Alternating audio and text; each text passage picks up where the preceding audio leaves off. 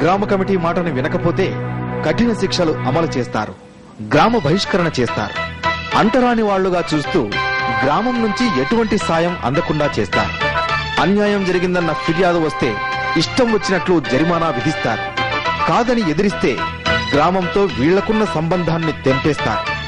ఎంత అన్యాయం జరిగినా పోలీస్ అన్న మాటే ఎత్తడానికి వీల్లేదు. ఏ పరిష్కారమైనా ఇక్కడే జరగాలి. ఇలా గ్రామాభివృద్ధి కమిటీలకు ఉన్న అసలు నిర్వచనాన్నే మార్చేస్తూ సమాంతర పాలన కొనసాగిస్తున్నారు. ఎప్పుడో రాజుల కాలంలోనో ప్రభుత్వాలు లేని కాలంలోనో జరిగిన అరాచకాలు ఇప్పటికీ కొనసాగుతున్నాయి.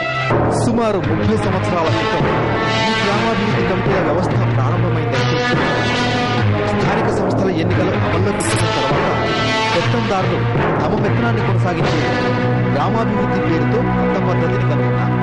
ఎన్నికలు జరిగిన ఎన్నికల్లో ప్రజాప్రతినిధులు ఎన్నుకోబడిన అధికారాన్ని మాత్రం ఈ కమిటీలే చలాయిస్తూ ఉంటాయి.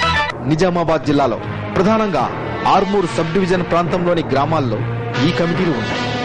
గ్రామంలోని కొంతమంది పెత్తందారులు ఈ కమిటీని నిర్వహిస్తూ ఉంటారు. అన్ని కులాలకు చెందిన ప్రతినిధుల్ని ఇందులో సభ్యులుగా ఉంచుతారు. 19 నుంచి 25 మంది సభ్యులు ఇందులో ఉంటారు. ఈ కమిటీకి ఒక పెద్ద మనిషిని చైర్మన్ గా ఎన్నుకుంటారు. ప్రతి ఆదివారం వీరి సమావేశం ఏర్పాటు చేసుకుంటారు.